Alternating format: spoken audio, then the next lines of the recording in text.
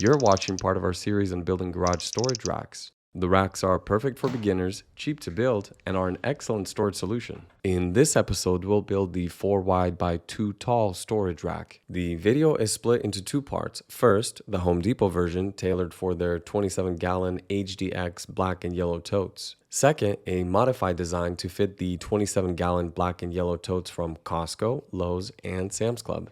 After nearly a year of full-time work, I am excited to introduce SnapSort AI. It's a system designed to help you manage the items in your totes. It's an organization app where AI does all the boring parts for you.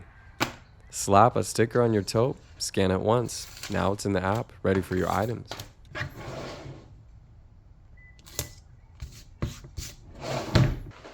Snap a photo of your item. AI reviews the shot and writes out the description terms automatically. No typing necessary, making searching for your items later easy.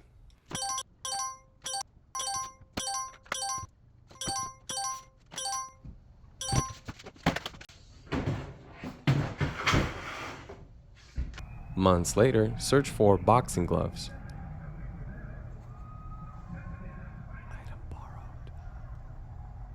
The app points you right to the tote. No more digging. You are in control of borrowing, moving, or deleting items. Invite your family to your workspace and organize together. Free to try on iOS and Android. Link below. So for this part of the video, we're going to be focusing on building the 4 wide by 2 tall rack. This one is specifically for the Home Depot version of the 27-gallon tote. The overall dimensions of the rack are 88 3/4 inches long. It is 28 1/4 inches deep and 36 3/16 inches tall. So the first thing you're going to need to do is gather your supplies. For this project, you're going to need a total of 13 2x4s that are 8 feet long and a full-size plywood sheet. So this is going to be a 1/2 inch thick plywood, and you're going to need 96 by 48, so a full sheet. And really, we're only going to be using this blue portion of the plywood sheet. So the first cut that we're going to make will be to make 16 identical shelf supports. These are going to be 28 1/4 inches long. These 2x4s are cut at a 45-degree angle at the end here for 2 reasons. One is it allows the totes for easy sliding. The angle guides the tote into the rack. And then the second reason is tote protection. It prevents the tote flaps from catching on these sharp 90-degree angles if it wasn't cut otherwise. So how are we going to make that cut? Easy. So you're going to take your 2x4 that's 28 1/4 inches long, and then at about 3/4 in, you're going to make that 45-degree cut here. So just getting rid of that blue part. And then go ahead and do the same thing on the other side as well. All right, the next thing you're going to do is build out this ladder structure. So these are the shelf supports from the previous step. You're going to take 2 of those. And this is a new 2x4 we're introducing. It is the 32 and 11/16 inch long 2x4. And we're going to take these shelf supports and space them out like you see them here. So start at 11 inches from the edge here, and then we have 12 1/2 inches in between these two, and then 2 3/16 is what you should be left over with. So next, go ahead and attach the shelf supports to the green parts here using 2 1/2 inch long screws. You don't want to use longer screws because they'll poke through. I definitely recommend that you pre-drill the wood before you add the screws to prevent the wood from splitting and countersink them. Use wood glue for additional strength. You're going to need to make a total of 5 of these identical kind of ladder structures, and 3 of them are going to undergo a modification. So the modification is you're going to add 2 additional shelf supports directly on top of the ones that were there already. So the spacing is exactly the same. So 11 inches from the edge, 12 1/2 inches in between them, and then 2 3/16 inches is what you should be left with.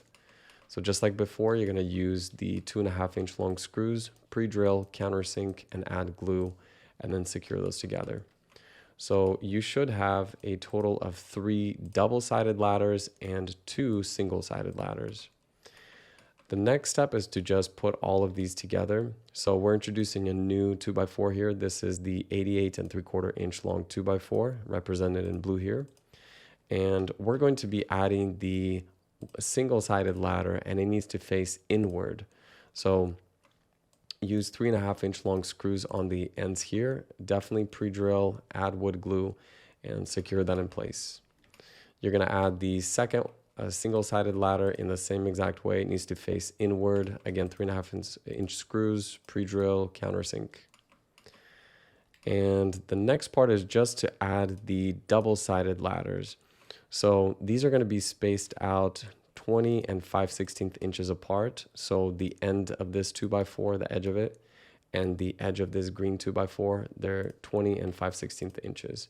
So use 3.5-inch screws, pre-drill, countersink, use wood glue. And then you're just going to keep adding these until you've added all of the double-sided ladders. So again, 20 and 5/16 inches apart, add it in the same way, and then add the last one. So this one should be 20 and 5/16 inches on both sides. All right, now we're going to add one more component here, or two rather. So you have these blue 2x4s. They're also 88 3/4 inch long. So they're just like the ones on the bottom here. So you're going to add these and secure the entire structure together with the 3.5-inch screws. Again, pre-drill, countersink, and use wood glue. To prevent the rack from swaying side to side, you can add these L-shaped brackets. I definitely recommend it, especially if this is going to be used something where you like put on your shoes or your skis or whatever that might be, since it is kind of sitting height. So you can use these brackets. I purchased mine off of Amazon. I'm going to link them in the description. So you just add them directly to the edges there. Now the reason why I like the ones that I purchased is because the holes that they had pre-drilled were more in the center of the bracket and not on the sides of it. So this makes it stronger. So I added about 3 screws to each one of those. So that's again top and bottom. And now we're going to add the 1/2-inch thick plywood sheet. So we're just going to cut 88 3/4 inch by 20 1/4 inch from that full-size plywood sheet that we purchased. And then go ahead and add it to the main rack here. So here you're going to need to use 1-inch screws just to secure the plywood to the actual rack itself. You don't necessarily need wood glue unless you want to. Then, very important is you need to make sure that you secure this rack to the actual studs of the garage.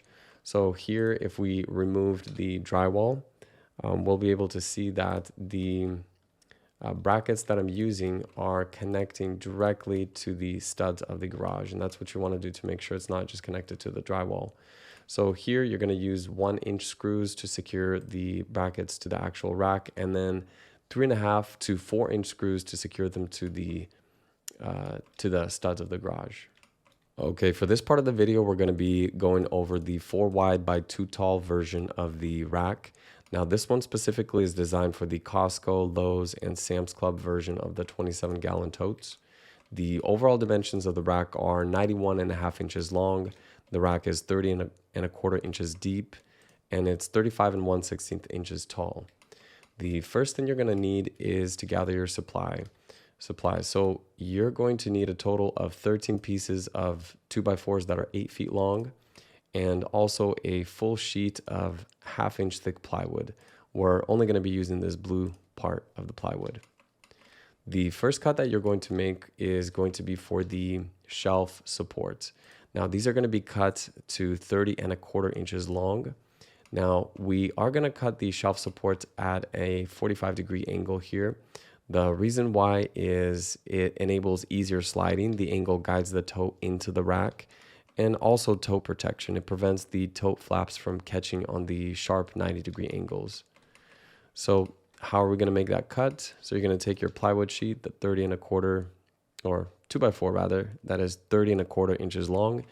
And at about a 3/4 of an inch, you're going to cut off this blue part. So at 45 degrees. And then do the same thing on the other side as well. So the next step is going to be to make these kind of ladder structures. So here we're going to introduce a new 2x4. It's represented in green here. It is 31 9/16 inches long. And these white components are the shelf supports from the previous step.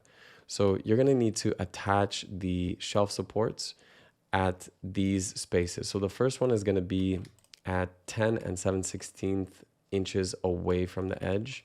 And then between these two is 11 15/16 of an inch. And then you should be left over with 2 3/16 of an inch on the ends there. You're going to need to add 2.5 inch screws to secure those together. So you don't want to use longer screws so they don't poke through. And I definitely recommend that you pre-drill the holes and countersink the screws so that they're not sticking out and so that the wood doesn't split. Use wood glue to make it even stronger. You're going to need a total of 5 of these ladder-shaped structures. They're all going to be identical, and 3 of them are going to undergo a modification. So the modification is you're going to be adding 2 more of these shelf supports directly on top of the ones that are underneath. The spacing is exactly the same, so 10 7/16 inches from the edge here, between it's 11 15/16 of an inch, and then you're left over with 2 3/16 of an inch on the end there. So again, add the 2.5 inch long screws, pre-drill, countersink, use wood glue. So here you're going to need a total of 3 of those double-sided ladders and then 2 that are single-sided. So now we're going to add those pieces to this new blue piece that we're introducing. This is also 2x4. It is 91.5 inches long, and so is this one back here. You're going to add the single-sided ladder structure. First, it needs to be facing inward. You're going to add 3.5 inch screws. Of course, pre-drill and countersink these as well. Use wood glue. And you're going to attach the next one exactly the same. So 3.5 inch screws facing inward, and it needs to match with the other one here. Now go ahead and add the double-sided ladder structures to this as well. So you need to space them out at 21 inches apart. So from the edge of this green part to the edge of this green component, it's 21 inches. You're going to need to use 3.5 inch screws, wood glue, pre-drill, countersink, and then go ahead and add that. And same thing here. So you're going to add the next one again at 21 inches, and you will add the last one here at 21 inches as well. So they should all be 21 inches in between. All right, next you're going to add the second pair of the 91.5 inch long 2x4s. So these are exactly the same length as the ones on the bottom here. So you're just going to add these and use 3.5 inch screws. Again, pre-drill, countersink, use wood glue. Now to prevent the rack from swaying side to side, you need to add these L-shaped brackets. And I'm going to link the ones that I used for my project at home. So these are going to be going on the edges here, both from the back and from the front. And the reason why I like the brackets that I purchased is because the holes that they had here that were pre-drilled were more in the center of the bracket versus on the edges. So it makes it stronger when you put it together. And I only added 3 screws, so it's not overkill. All right, now important step is to attach the rack to the actual wall so that it doesn't topple over when someone's using it. So if I remove the drywall here, you'll see that the rack is connected to the actual studs of the garage. You want to use these L-shaped brackets to connect the rack. You're going to need 1 inch screws here and then 3.5 to 4 inch screws to attach it directly to the studs. You can use a stud finder. There's many different techniques for doing that. So go ahead and attach that. Make sure that your rack is nice and secure. Hey, thanks for watching. If you wanted a printable PDF build guide, I will have it linked below. You can print it or download it to your phone and use it offline in the garage. It will have everything you need to be successful in building a rack. See you next time.